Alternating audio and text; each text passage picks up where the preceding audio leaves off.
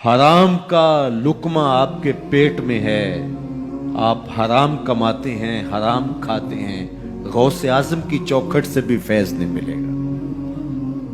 غوث اعظم کی چوکھٹ تو غوث اعظم کی چوکھٹ رہی۔ سنو اپنے محبوب کا فرمان۔ ایک بندہ لمبا سفر کر کے مصیبتیں صعوبتیں راستے کی کاٹ کے حرم کے صحن میں جا کھڑا ہوتا ہے، بال بکھرے ہوئے ہیں، لباس پھٹا ہوا ہے، حالت پرا گندہ ہے، یمد یدیہ، دونوں ہاتھ لمبے کر کر کے دعائیں مانگتا ہے۔ وَمَطْعَمُهُ حَرَامٌ وَمَشْرَبُهُ حَرَامٌ وَمَلْبَسُهُ حَرَامٌ وَغُذِيَ بِالْحَرَامِ فَأَنَّىٰ يُسْتَجَابُ لِذَٰلِكَ۔ اس کا کھایا حرام کا ہے، اس کا پیا حرام کا ہے، اس نے جو لباس پہنا ہے وہ حرام کا ہے۔ میرے حضور فرماتے ہیں بتاؤ اس کی دعا حرم میں کیسے قبول ہوگی؟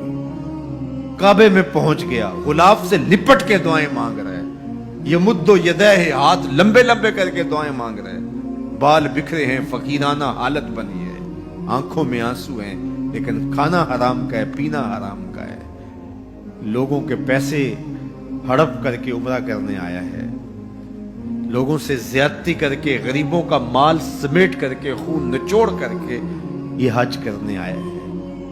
میرے حضور نے فرمایا اس کی دعا قبول نہیں ہوگی، کعبے میں بھی قبول نہیں ہوگی۔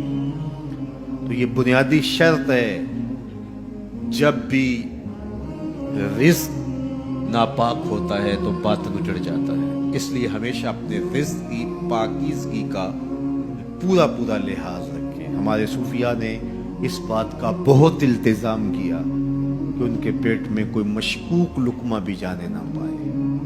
انہوں نے اپنی زندگیاں اس حوالے سے اتنی روشن رکھی، اپنا رزق اتنا پاک رکھا، رزق کے ذرائع اتنے پاک رکھے۔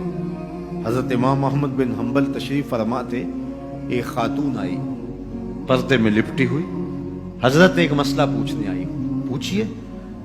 فرمایا کہ میں سود کاٹتی ہوں اور بازار میں بیچ کے اپنی ضروریات کو پورا کرتی ہوں۔ جب چاندنی راتیں ہوتی ہیں یا کبھی بادشاہ کی سواری گزرتی ہے تو ماحول میں روشنی ہو جاتی ہے تو رات کو بھی کاٹ لیتی ہوں، لیکن جو رات کو کاتا ہوا سود ہے اور دن کے اجالے میں کاتا ہوا سود ہے، ان دونوں کی کوالٹی میں تھوڑا سا فرق ہوتا ہے، تو کیا میں رات والے کاتے ہوئے سود کو دن والے سود میں ملا کے فروخت کر سکتی ہوں؟ حضرت امام احمد بن حنبل نے سنا تو فرمایا خاتون اپنا تعارف کرواؤ، کون ہو؟